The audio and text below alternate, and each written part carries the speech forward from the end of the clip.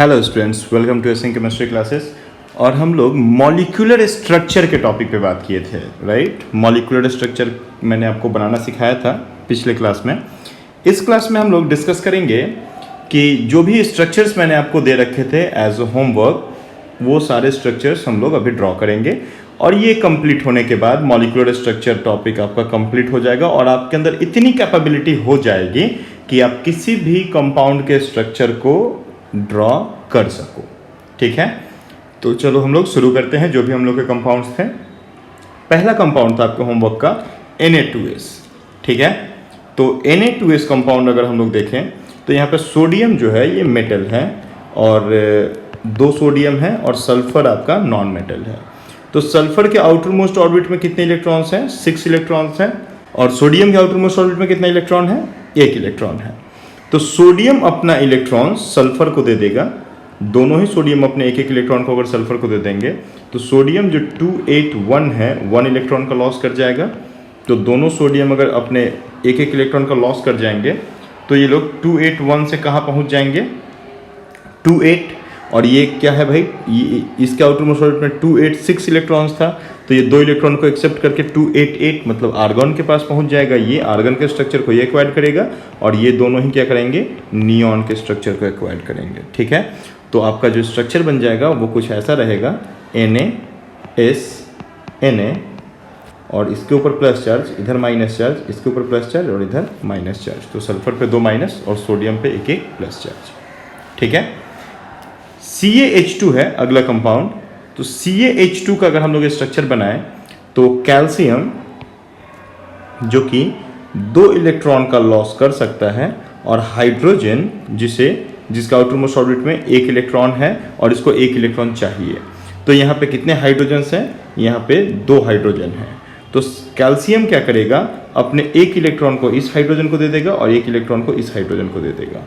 ठीक है, तो कैल्शियम के ऊपर कितना पॉजिटिव चार्ज आ जाएगा? तो 2 पॉजिटिव चार्ज आ जाएगा और हाइड्रोजन के ऊपर क्या आ जाएगा? 2 नेगेटिव चार्ज आ जाएगा।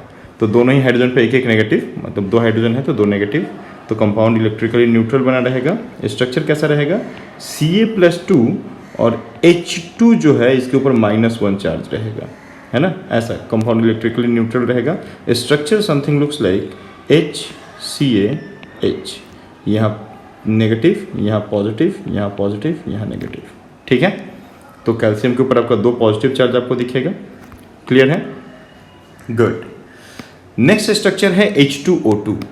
तो H2O2 स्ट्रक्चर में हम लोग क्या देखेंगे? यहाँ पे ऑक्सीजन आपस में पेरोक्साइड बनाता है। ये कंपाउंड है हाइड्रोजन पेरोक्साइड।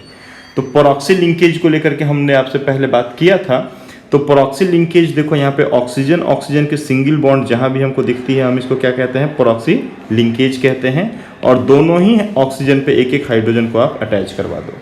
तो H2O2 का स्ट्रक्चर देखो आपके पास बन गया।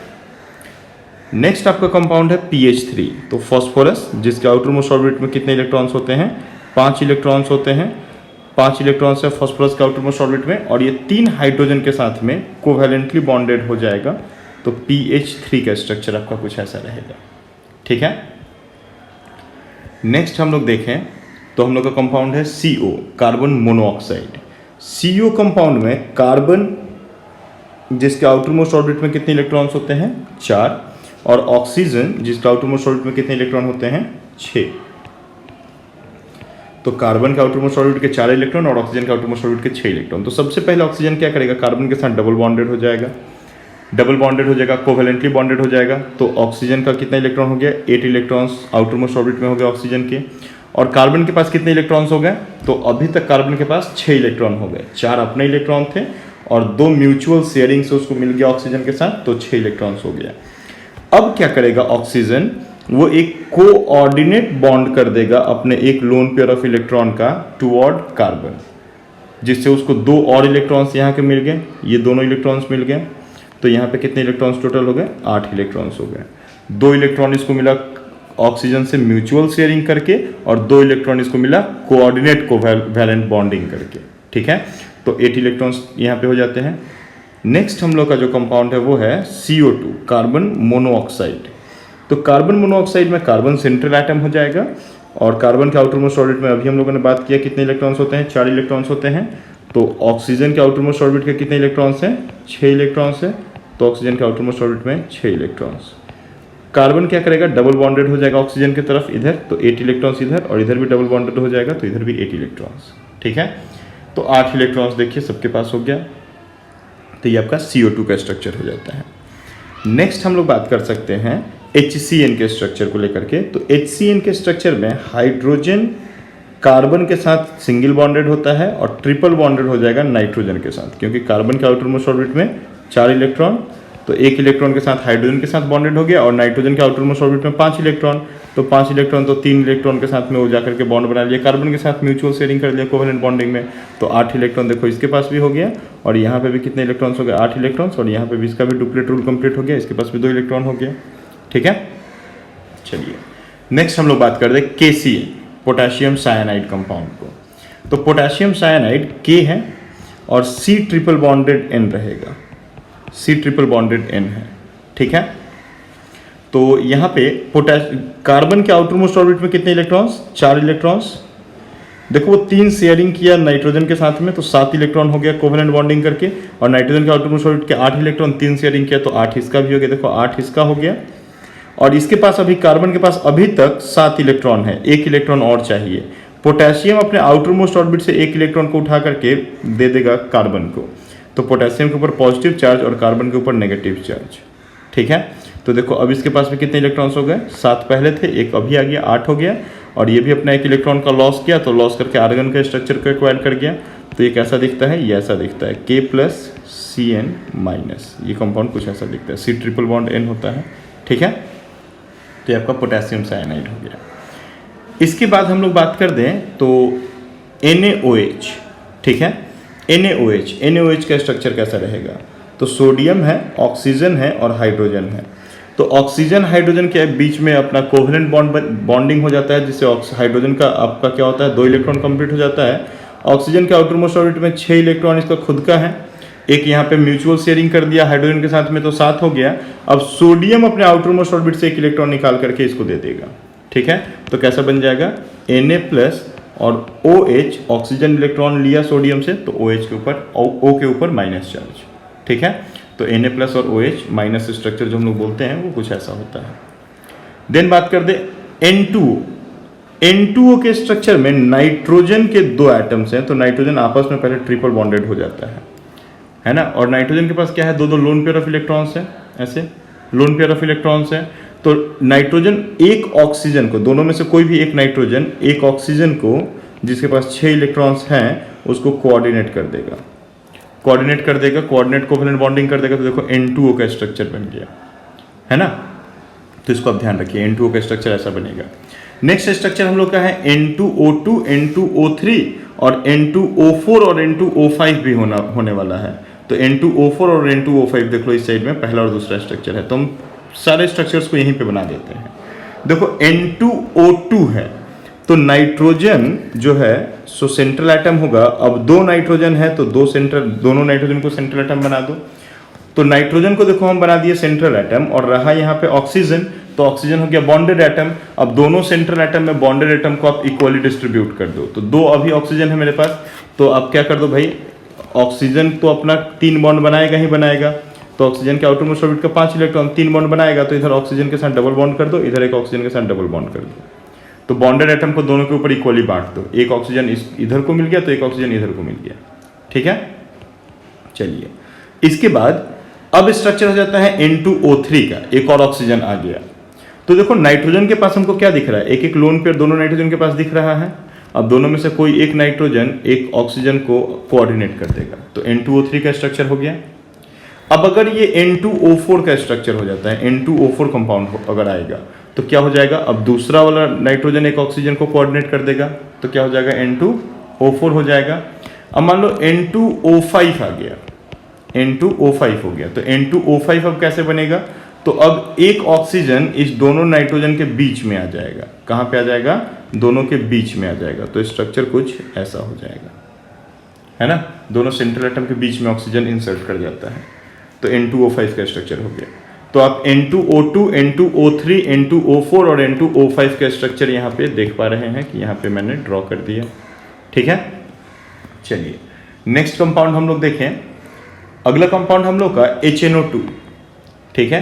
तो HNO2 के ऊपर ही तो मैंने आपको बनाना सिखाया था पूरा ये मॉलिक्यूलर स्ट्रक्चर।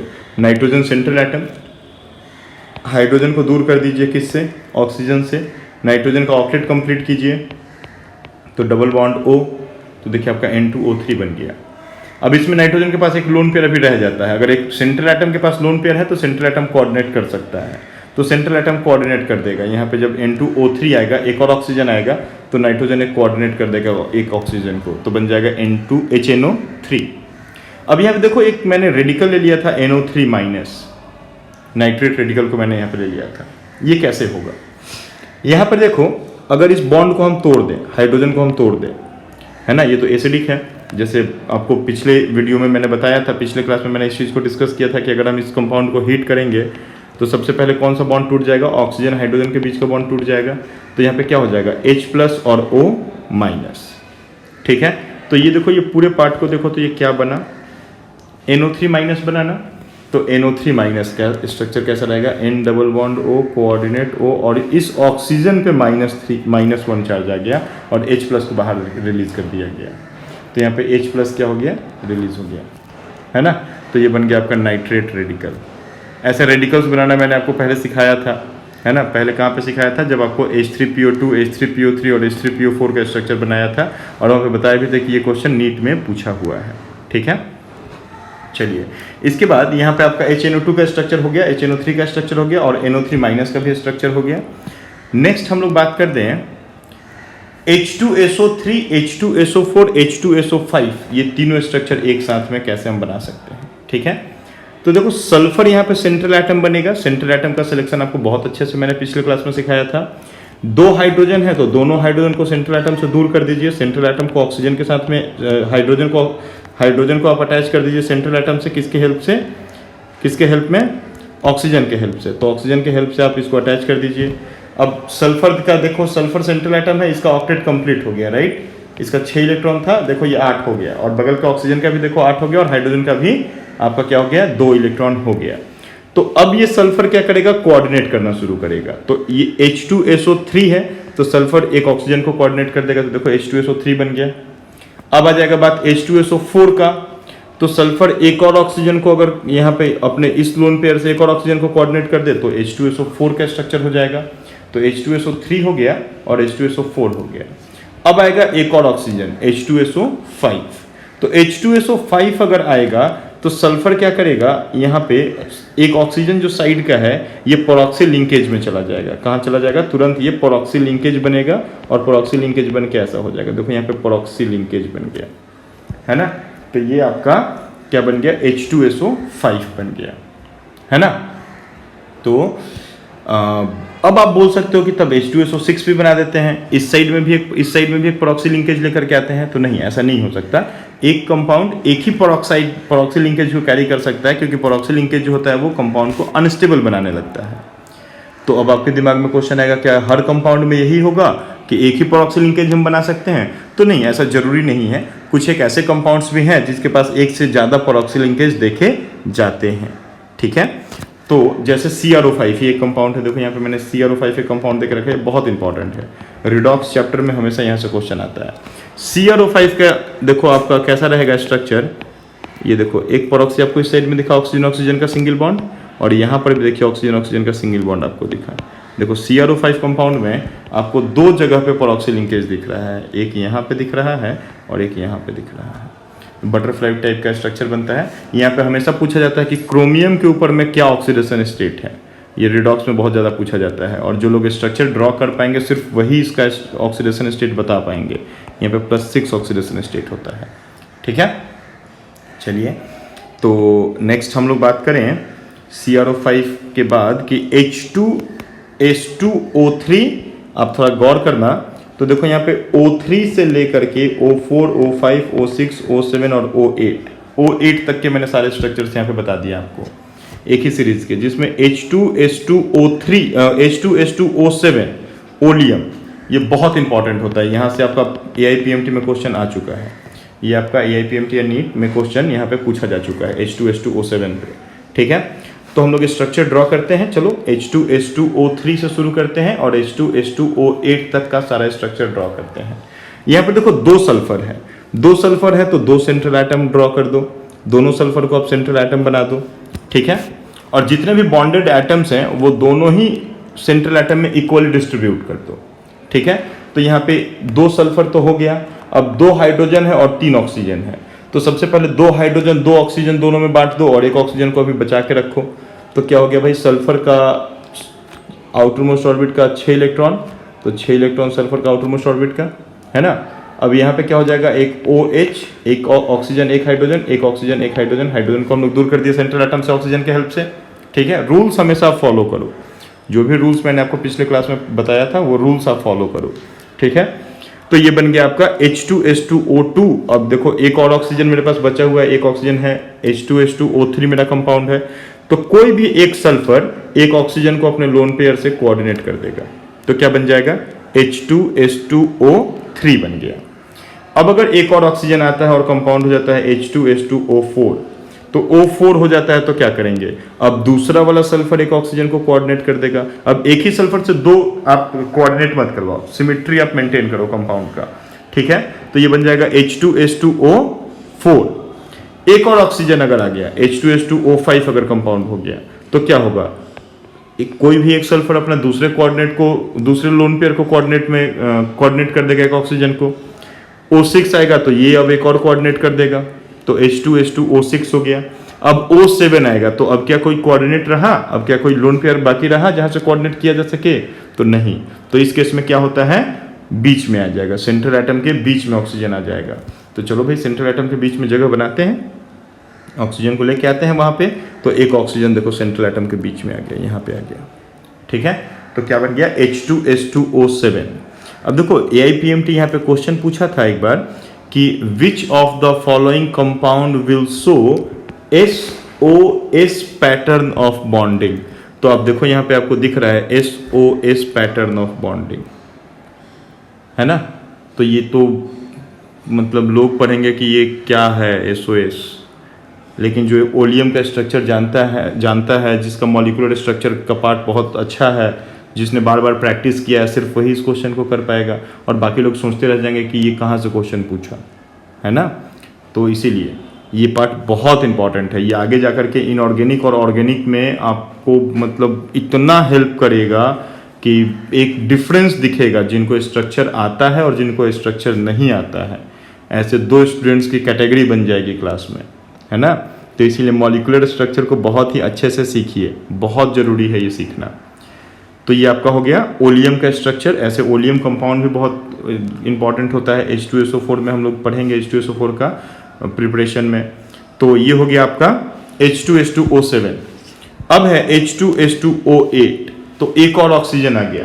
अब एक और ऑक्सीजन आ गया तो ये क्या करेगा, परऑक्सी लिंकेज की तरफ जाएगा। तो परऑक्सी लिंकेज में जब जाएगा तो परऑक्सी कहाँ बनेगा, तो परऑक्सी बीच में बनेगा।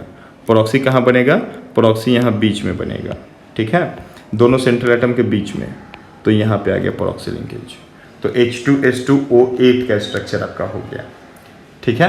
तो देखो ये पूरा सीरीज आपका complete, H2S2O3, H2S2O4, H2S2O5, H2S2O6, H2S2O7, H2S2O8, ये आपका पूरा O8 तक के सारे स्ट्रक्चर्स कंप्लीट हो गए हैं। अब हम लोग नेक्स्ट ध्यान देते हैं, जो हम लोग का स्ट्रक्चर है वो है HClO2, HClO4। तो एक काम करते हैं, यहाँ पे कुछ कंपाउंड ऐड कर देते हैं, यहाँ पे कंपाउंड ऐड कर देते हैं HClO, HClO2, HClO3 और HClO4, ठीक है। तो ये चारों कंपाउंड, ये चारों भी अभी आप देखो तो हाल फिलहाल में ही नीट में ही पूछ के रखा है, ठीक है। ये क्वेश्चन आपके नीट में आ रखे हैं, ठीक है। तो चलिए हम लोग देखते हैं कि यहाँ पे HClO का स्ट्रक्चर पहले हम लोग ड्रॉ करते हैं। HClO में क्या रहेगा, क्लोरीन रहेगा आपका सेंट्रल एटम, ठीक है, और ऑक्सीजन के थ्रू पहले आप हाइड्रोजन को दूर कर दो, ठीक है। तो आप क्या देख रहे हो, ये देखो कुछ क्लोरीन के आउटर मोस्ट ऑर्बिट के 7 इलेक्ट्रॉन और हाइड्रोजन को हम लोग दूर कर दिए ऑक्सीजन के हेल्प से। तो देखो HClO का स्ट्रक्चर बन गया, ठीक है। क्लोरीन के 8 इलेक्ट्रॉन हो गए, ऑक्सीजन के भी देखो 2 बॉन्ड बन गए तो 8 इलेक्ट्रॉन हो गए, और हाइड्रोजन का भी 1 बॉन्ड बन गया तो इसका भी 2 इलेक्ट्रॉन हो गया। तो HClO का स्ट्रक्चर हो गया। अब बात करेंगे HClO2 का। तो अब क्लोरीन क्या करेगा, एक ऑक्सीजन को कोऑर्डिनेट कर देगा, कोऑर्डिनेट कर देगा तो ये HClO2 बन जाएगा।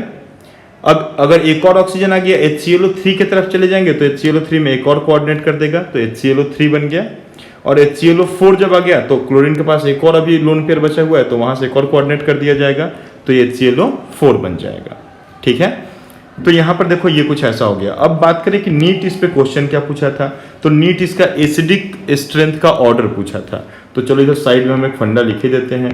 क्या लिख देते हैं, एसिडिक स्ट्रेंथ का जो ऑर्डर होता है, एसिडिक नेचर जो होता है वो डायरेक्टली प्रोपोर्शनल होता है नंबर ऑफ ऑक्सीजन एटम के। ऑक्सीजन एटम ज़्यादा तो एसिडिक स्ट्रेंथ ज़्यादा। और एक और चीज होता है directly proportional to number of oxidation state की, है ना। तो ऑक्सीडेशन स्टेट ज्यादा तो भी एसिडिक स्ट्रेंथ ज्यादा। तो यहाँ पे देखो ऑक्सीजन इंक्रीज करता चला जाएगा, ऑक्सीडेशन स्टेट क्लोरीन के ऊपर में इंक्रीज हो जाएगा, +1 रहेगा, फिर प्लस यहाँ पे +1 रहेगा, यहाँ +3 रहेगा, यहाँ +5 रहेगा और यहाँ +7 रहेगा। तो एसिडिक स्ट्रेंथ का ऑर्डर भाई जहाँ पे ऑक्सीडेशन स्टेट ज्यादा वहाँ पे ज्यादा, या जहाँ पे नंबर ऑफ ऑक्सीजन ज्यादा वहाँ पे एसिडिक स्ट्रेंथ ज्यादा। तो HClO4 is more acidic than HClO3 than HClO2 than HClO। ठीक है, तो आप स्ट्रक्चर पे ध्यान दो, इधर उधर बात मत जाने दो। फिर बात करते हैं हम लोग Cl2O7 का। तो पूरा इसका भी एक पूरा एक सीरीज बनता है, Cl2O3 Cl2O5 Cl2O7 पूरा एक सीरीज बनता है। तो Cl2O7 हम डायरेक्ट ड्रॉ कर देते हैं। Cl2O7 में देखो क्लोरीन, ऐसे 2 क्लोरीन बन गया। अब दोनों क्लोरीन के बीच में आप एक ऑक्सीजन को डाल दो और क्लोरीन के पास कितना है, 3 ऐसे लोन पेयर ऑफ इलेक्ट्रॉन है। तो तीनों ही लोन पेयर पे एक ऑक्सीजन को बैठा दो। तो देखो यहाँ पे 3 ऑक्सीजन हो गया और इस साइड में 3 ऑक्सीजन हो गया। तो देखो ये क्या बन गया, ये Cl2O से लेकर के Cl2O7 तक का पूरा स्ट्रक्चर होता है। देखो ये Cl2O रहा, फिर Cl2O3 आएगा, फिर O4 आएगा, O5 आएगा, O6 आएगा और आपका O7 आएगा। तो पूरा आपका Cl2O से लेकर के Cl2O7 तक के सारे स्ट्रक्चर्स यहाँ पे मैंने ड्रॉ कर दिए, आप इसको देख लो। तो ये तो हो गया आपका Cl2O7। अब हम लोग देखते हैं CrO2Cl2 का स्ट्रक्चर। तो CrO2Cl2 में देखो ये क्रोमियम है। अब क्रोमियम के साथ 2 ऑक्सीजन और 2 क्लोरीन अटैच है, दोनों की ही इलेक्ट्रोनेगेटिविटी ज्यादा होती है। तो मोर इलेक्ट्रोनेगेटिव एलिमेंट ना हमेशा सेंट्रल एटम से डायरेक्टली अटैच होना पसंद करते हैं।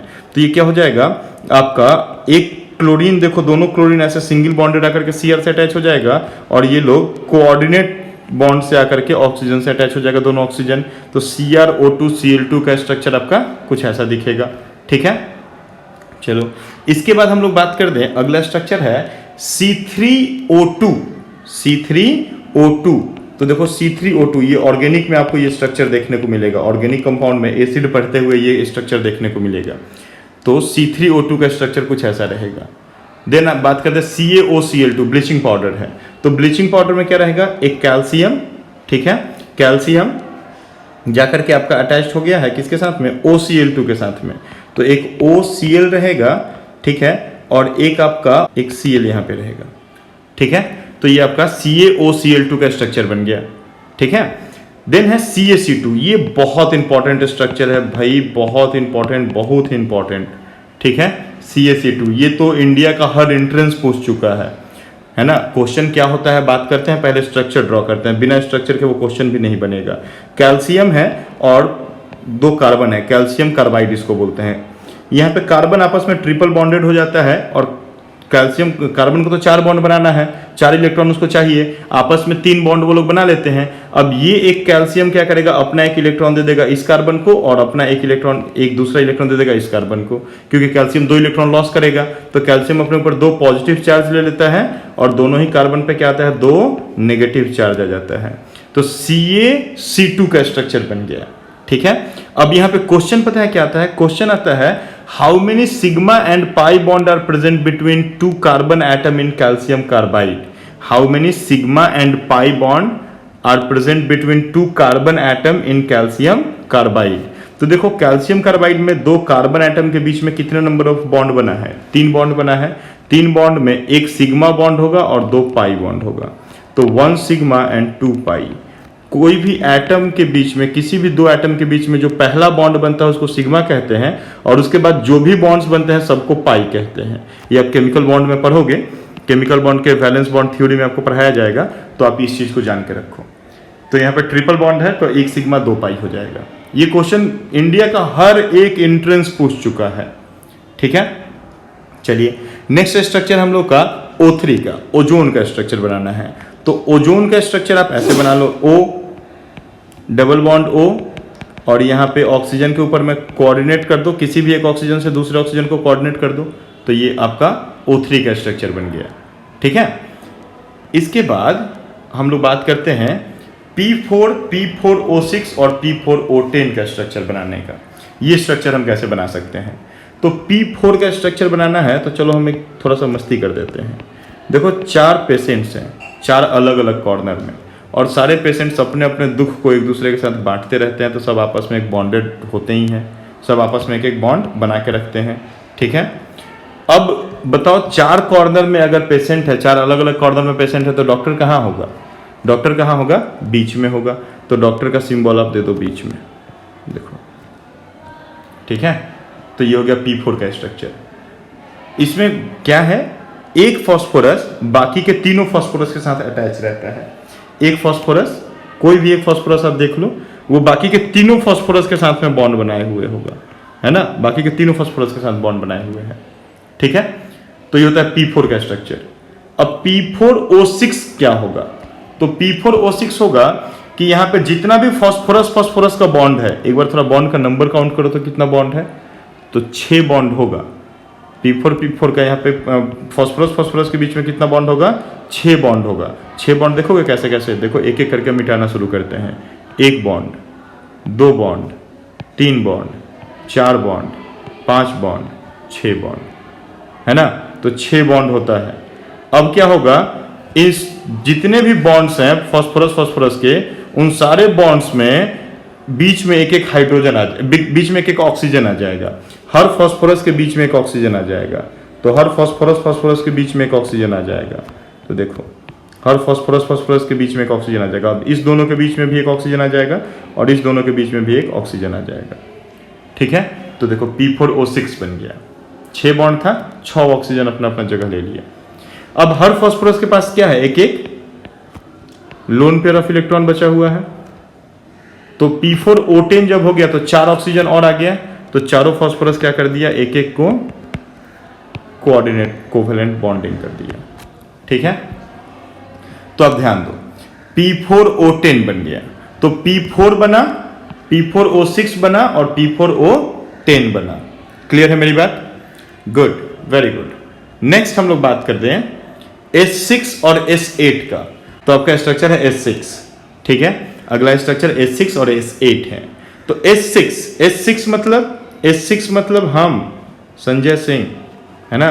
देखो S, ठीक है। देखो SS दिखा, डबल S, एक S यहाँ और एक S यहाँ, तो S सिंह, ठीक है।